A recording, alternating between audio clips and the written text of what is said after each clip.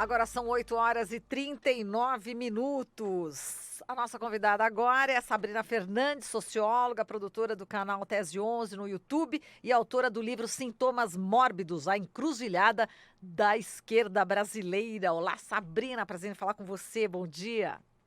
Bom dia, como é que vocês estão aí no estúdio? Tudo certo. Frio, viu, Sabrina? Tá um pouquinho frio aqui. Aqui também, aqui também. Pois é, a política quente, né? A política bastante quente. A gente acabou de falar aqui com o Safatli, falando sobre a esquerda, e agora, novamente, a gente vai dar um mergulho sobre esse tema também com você, né? No livro Sintomas Mórbidos, né? A encruzilhada da esquerda brasileira. Estava começando a ler teu livro, Sabrina, e logo no começo você coloca essa questão, né? Enfim, a interpretação da fragmentação, né? E do anseio por unidade, né? Nessa esquerda tem significados amplamente diferentes, é isso, né? Sim, é verdade. A gente ouve comumente, né, que a esquerda precisa se unir, o que falta é unidade, mas a própria versão de unidade das pessoas é muito diferente. Tem uma galera que fala de unidade como se fosse simplesmente coalizão eleitoral, por exemplo, e tem pessoas que acreditam que é unidade a todo custo, então pode-se atropelar todas as diferenças, que não são poucas. São diferenças de projeto político, são diferenças de tática e estratégia, e a partir disso aí, simplesmente para ter um candidato único ou uma liderança única. E o que eu discuto no livro é justamente o que precisa ser resolvido para que a unidade seja um resultado dessa construção. E como é que faz essa construção? A gente estava ouvindo aqui o Safatli e, gente, nossa, o pior dos mundos, né? Que a gente está vivendo no Brasil. Como é que você vislumbra? Ele acha que realmente está difícil, enfim, ter essa unidade ou o que ter no lugar do que está, né? E como é que você vê a saída, enfim, para a esquerda brasileira? Eu, inclusive, estive numa mesa recentemente com o Safatlin, que a gente debateu um pouco disso lá em Paraty, na Flipei. E é uma das questões muito fortes, porque passa por dificuldades que são históricas da esquerda. Não é algo apenas deste momento, mas algo que eu acredito, principalmente agora que a gente está lidando com um governo que é bastante violento, que é um governo que é autoritário em vários sentidos, nós precisamos focar na construção de base, realmente, reconquistar a classe trabalhadora, trabalhar com uma questão de politização. A gente tem que entender que ter uma base eleitoral, que também temos que colocar no sentido que essa base eleitoral acabou se derretendo bastante por formas despolitizadas, por medo, por fake news, por várias questões, a própria base eleitoral não é a mesma coisa que uma base concreta. Então, uma base concreta, ela precisa ser construída no cotidiano, com solidariedade, mostrando ação conjunta. Nós temos que fazer uma política em que seja possível que a esquerda ganhe confiança com as pessoas. Quando a gente estava fazendo muito daquele trabalho durante a campanha, no vira-voto, nas banquinhas pela democracia, ali no segundo turno, a gente via que tinha até muita congruência, muita convergência, as pessoas até tinham pautas parecidas com o que a gente falava que estava na campanha do Haddad, por exemplo, mas o antipetismo era tão forte, ou aquela ideia de que o Bolsonaro era antissistêmico e ele que vai consertar tudo que está aí, era algo que estava muito presente na mente das pessoas. E a gente precisa passar por essa questão dessa desconstrução, que tem a ver com todo um processo midiático da imprensa burguesa de anos na cabeça das pessoas, depois as fake news no WhatsApp, mas também um próprio distanciamento que a esquerda teve da base, acreditando que se a gente tiver umas narrativas fortes de vez em quando, algumas palavras de ordem, as pessoas vão continuar ali, sendo que é necessário reconhecer rosto a rosto. Então, é um trabalho muito árduo, não vai ser instantâneo. Agora, Sabrina, há pouco a gente falava com um professor da USP, filósofo Vladimir Safatli, e ele dizia que a elite brasileira ela é bastante egoísta. No caso, se ela estiver ganhando ali, conseguindo fazer esse processo de transferência de renda dos mais pobres para ela mesma, tudo bem, um regime fascista. Só que é só a elite que é assim no Brasil, porque a gente vê um comportamento da classe média, até mesmo das classes mais pobres, que também vai no sentido semelhante do egoísmo, do individualismo. A gente tem aí, inclusive, a teologia da prosperidade, que ela viceja aí no meio evangélico, também tem a lógica do tal do empreendedorismo, em que muita gente acredita. As pessoas perderam um pouco a noção do coletivo, Sabrina? Eu acredito que o nosso problema está longe de ser um problema moral, de a gente ter, por exemplo, a elite ser egoísta e pensar em si mesma é algo que é a burguesia no mundo inteiro. Isso tem a ver com o processo de acumulação do capitalismo. É preciso ganhar, é preciso lucrar cada vez mais. Se for necessário manter uma taxa de desemprego alta para poder ganhar, eles fazem isso. Eles não têm nenhum pudor ultimamente em estar admitindo isso, como é o caso dos banqueiros. E quando a gente olha para a classe média, a gente vê que a classe média comprou a ideologia capitalista. Não é algo que as pessoas em si são pessoas horríveis. Claro que nós temos no Brasil pessoas que são racistas, machistas, elitistas e tudo mais. Mas se a gente colocar que isso seria um problema de uma classe média que é egoísta em si só, isso é um problema moral, nós vamos ter um problema maior do que eu acredito que a gente tem, que é um problema do sistema, que é um problema que é um sistema que conta para as pessoas que a única forma delas terem qualidade de vida é acreditando numa escadinha de mobilidade social e econômica, que elas precisam cuidar de si próprias, e este é o único caminho, porque não seria possível ter um sistema econômico que cuida da maioria. Então, você tem que entrar nesse nível de competição, então o individualismo ele surge a partir disso. Então, é um pouquinho daquela história do ovo ou da galinha, né? O problema é um problema moral ou ele é um problema material? Eu acredito que nós temos um problema do sistema, que ele favorece certos níveis de pensamento, e para ser mantido com maior facilidade, não basta coerção, não basta você ter o Estado que tem o monopólio da violência, que está atrelado ao capitalismo, então é o Estado capitalismo. É necessário, então, você também está reproduzindo ideologias que ajudam a manter as pessoas consentidas em relação a isso. O que a gente vê com fenômenos, por exemplo, do empreendedorismo, do coach e tudo mais, isso tem muito a ver com esse sistema, porque casa. Essas questões estão muito relacionadas. Então, para mim, é necessário a gente estar agindo sempre com muita firmeza, com muito rigor, na nossa posição como anticapitalistas. Porque demonstrando que o capitalismo é um sistema que é podre em si só, e que ele não funciona, em que ele normaliza pessoas em situação de rua, que é um sistema que necessita que mesmo um tempo que a gente tem o que seria chamado de pleno emprego pelos economistas, depois de uma crise econômica, uma grande taxa de desemprego, isso é normalizado porque é necessário para essa burguesia estar se recuperando. Nós temos que questionar, será que é normal a gente viver numa sociedade que é assim? Será que a gente não poderia construir uma alternativa?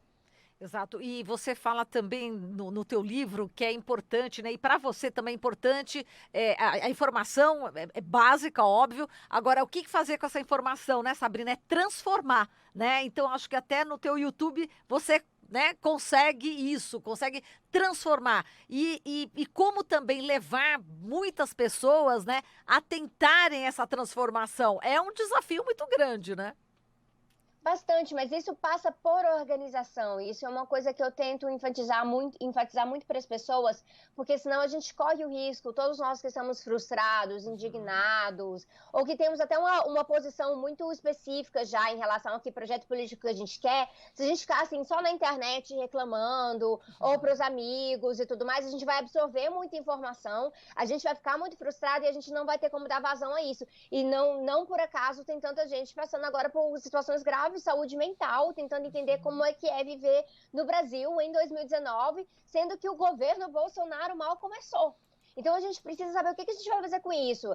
Como é que se derruba o Bolsonaro à esquerda? Não é esperar que as alianças dele dentro da direita comecem a derreter por si próprias e a direita acabe retirando o Bolsonaro, porque o projeto que vai estar aí ainda vai ser um projeto capitalista. Vai ter modificações aqui e ali, mas ainda vai ser algo que a gente não quer para a nossa sociedade. Então a gente tem que construir uma alternativa. Isso só se faz coletivamente, isso só se faz no cara a cara. A esquerda não vai conquistar as pessoas com um vídeo mágico que a gente vai jogar no WhatsApp, nos grupos políticos, nos grupos de trabalho, nos grupos de família, e as pessoas vão acordar para isso. Temos que mostrar serviço. Isso só se faz coletivamente. Então, eu sempre incentivo para as pessoas, se você está no local de trabalho em que há um sindicato, tente se filiar ao seu sindicato, dispute o seu sindicato com uma chapa, com o seu coletivo. Se você está num bairro, procure os movimentos sociais, procure os movimentos de comunidade, procure partidos. É muito importante a gente lembrar que a ferramenta partido ela é necessária porque ela é uma ferramenta de maior totalidade. Ela apresenta um projeto político para para além daquela sua situação imediata, da demanda material imediata. Então, há um movimento, sim, muito antipartido no Brasil hoje, pessoas que não querem bandeiras, pessoas que têm rejeição, e como é que a gente reverte isso? Não é simplesmente falando, não, você vai ter que engolir o partido, querendo ou não. A gente precisa fazer com que os partidos façam sentido na cabeça das pessoas, porque elas hoje identificam partido com legenda. E partido não é só algo que está ali, uma organização que está ali somente para o momento eleitoral. Ele tem que estar ali dando sentido, dando a liga, conectando todas essas lutas, todas essas demandas. Então, é um esforço que precisa ser feito trazendo as pessoas para dentro. As pessoas têm que entrar para as organizações, para disputar, para construir e não ficar só do lado de fora, senão a gente fica num ciclo muito vicioso, muito frustrante, que a gente vê situações, por exemplo, como o caso da Vaza Jato, em que fica muito evidente tudo que ocorreu em relação à Lava Jato, em relação à condenação e prisão do Lula, e o Lula continua preso. Então, como é que a gente age em relação a isso para não ficar só num ciclo de denúncias infinitas? Exato. Não, eu imagino assim, a gente que lida, né, com a comunicação, a gente que lida, que coloca aqui, tanto o slogan nosso aqui da Rádio Brasil Atual, as notícias que os outros não dão, né, e, enfim, junto com as músicas que as outras não tocam, e fica realmente essa questão, né, do que a gente pode fazer, além, né, de informar. A informação também é importante e a gente tem que lutar contra essas informações que são passadas pela mídia tradicional, que é um bombardeio, né, que agora, enfim, o presidente da República tem espaço aberto no Ratinho, tem espaço aberto nesses meios de comunicação, Record e outros meios, que tem audiência. Então, realmente, é uma luta enorme, né, que a gente tem pela frente, e essa questão do desânimo, né, que você tinha colocado, e você coloca também no teu livro, né, um capítulo que também fala desse desalento que o povo está passando, principalmente o povo que já acordou em relação ao Bolsonaro, né, Sabrina? A gente tende a ficar numa situação melancólica que nos prende, né? Nós vemos as derrotas e a gente acaba indo para dois rumos. Ou aceita pequenas vitórias como se aquilo ali fosse realmente grande coisa, então isso mata a nossa ambição política de realmente transformar a sociedade. A gente fica num ciclo que a gente repete palavras de ordem muito bonitas, por exemplo, vamos fazer uma greve geral. Mas não basta você marcar um evento no Facebook e espalhar panfletos de greve geral. Greve geral tem que fazer sentido na cabeça das pessoas. Se a gente tem uma taxa de sindicalização no Brasil, em que nós temos algumas centrais sindicais que são de direita, que são centrais sindicais que estão agindo contra os interesses dos trabalhadores, a gente tem que pensar como é que nós vamos construir greve geral com as centrais que representam os trabalhadores, mas as pessoas que não estão atualmente sindicalizadas. Quando a gente olha para o trabalho informal, quando a gente olha para a área de serviços comercial, essas pessoas não estão sindicalizadas, então quando elas ouvem greve geral, isso não faz sentido para elas. Elas acham que não é com elas que a gente está conversando. Elas acham que a gente está conversando com um operário, que a gente está conversando com um metroviário, com um rodoviário. Então, para ela, esse pessoal aí vai fazer greve, aí eu acho que nesse dia eu não vou no trabalho. Então, a gente precisa fazer sentido, então a gente tem que estar presente. Por isso que é um combo, assim, a gente tem que ir contra essa chuva de informações manipuladas, que é algo que tem a ver com interesse econômico. As grandes emissoras têm interesse econômico, né? A notícia no começo do ano de quanto que a Globo ganha em relação ao mercado financeiro demonstra isso. O Ratinho não está dando espaço para o Bolsonaro por acaso. Além de ser um cara que já era reacionário, ele tem interesse econômico na reforma da Previdência. Então, a Record tem toda a situação do fundamentalismo religioso, como a gente já falou, que a questão da teologia da prosperidade, isso é muito importante para a Record. Então, as informações, elas são filtradas através desse interesse econômico que não é da maioria. Nós que temos o interesse da maioria em mente, então a gente tem que sempre ter um combo, que é informação, formação política, que é as pessoas se prepararem, tornarem sujeitos políticos, tomarem suas decisões sem serem simplesmente porque alguém falou para elas que é assim que deveria ser. Então, informação, formação, mobilização Então tem que estar na rua, tem que fazer ocupação, tem que fazer greve, tudo isso, mas dentro de um sentido de organização. Então, nesses 4 pilares, que são pilares muito difíceis, então realmente a gente não tem uma solução para hoje ou para amanhã, é algo que precisa ser construído continuamente. Por mais desesperado que a gente esteja, a gente tem que ter calma e estratégia nessa hora, mas com esses 4 pilares, a gente consegue fundamentar algo para que a gente consiga construir e daqui tantos anos a gente não volte para essa mesma situação que a gente se encontra, para esse ciclo geral do capitalismo que traz a extrema-direita de volta para o poder. Sabrina, você falou em mal-estar psíquico e aí eu lembrei aqui que a gente conversou com o psicanalista Christian Dunker ali quando o Bolsonaro tinha acabado de ser eleito e ele fez uma análise a respeito desse processo todo que levou à eleição do Jair Bolsonaro. E na época ele dizia que a gente, na verdade, existia uma base fascista que estava falava não só nas ruas, mas nas redes sociais, e de repente a esquerda deixou esses fascistas falando sozinhos. E quando você fala sozinho, segundo ele, a gente começa a gritar mais alto e eles se fizeram ouvir. E muita gente, sem pendores fascistas, acabou acompanhando, inclusive, esse bloco por conta de um tipo de comportamento de massa. Hoje a gente tem um presidente da República que vocaliza diversas falas fascistas, né? E ainda tem pessoas que acham, não, isso é uma cortina de fumaça, tal, mas não dá mais para deixar gente fascista falando sozinho, né, Sabrina? A gente tem que entrar para a disputa, e só que a gente tem que saber que a gente não vai fazer ela no mesmo nível ou com as mesmas táticas que eles. Então, por exemplo, fake news de esquerda é algo que é inaceitável.